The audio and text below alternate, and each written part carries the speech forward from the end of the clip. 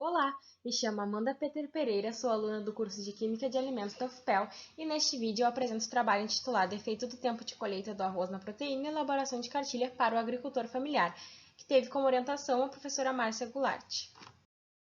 O arroz é vital para a segurança alimentar, sendo um dos cereais mais produzidos e consumidos no mundo. É uma das principais fontes de calorias e proteínas na alimentação, apresenta um baixo índice glicêmico, um maior valor biológico e uma elevada taxa de eficiência proteica. Sendo assim, a agricultura familiar tem um papel significativo na produção de alimentos em território brasileiro. As propriedades familiares representam 76,8% dos estabelecimentos agrícolas no país e ocupam apenas 23% do território, o que evidencia o potencial produtivo da unidade familiar frente à agricultura patronal.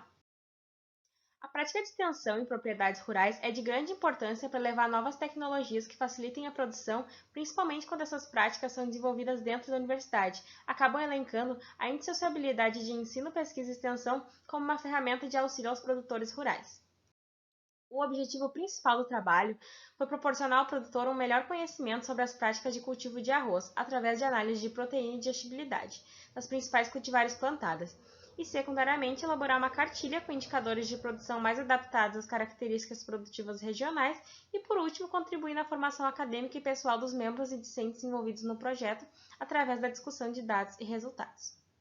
O projeto de extensão Ensino-Aprendizagem na Planta de Panificação é formado por uma equipe de discentes e docentes da Universidade Federal de Pelotas, em que envolve o estudo de cereais como o arroz.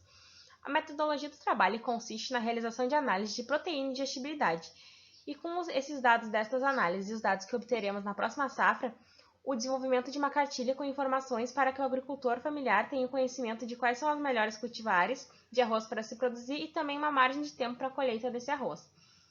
No estudo foram utilizadas amostras de cultivares de arroz de propriedade do Instituto Rio-Grandense de Arroz, denominadas IRGA 409, IRGA 424 e IRGA 431. As amostras foram de 2 tempos de colheita, o tempo ideal e com atraso de 15 dias, e foram analisadas cozidas.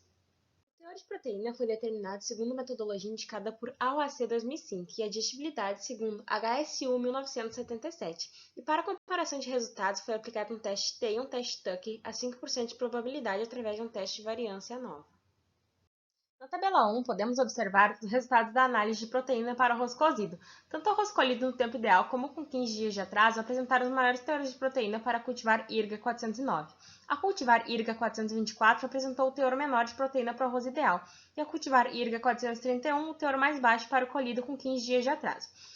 Então, comparando o arroz colhido no tempo ideal e com 15 dias de atraso em todos os cultivares estudados, não teve uma diferença significativa. Então, se houver atraso de até 15 dias para colher o arroz, não vai causar uma modificação do teor proteico do arroz cozido, o que vai ser bom para o agricultor, que muitas vezes precisa colher e não consegue em função de condições climáticas, muitas atividades na propriedade ou falta de pessoal para auxiliar na colheita. O arroz é um alimento básico para a maioria dos brasileiros, principalmente para a agricultura familiar, que produz também para consumo na propriedade.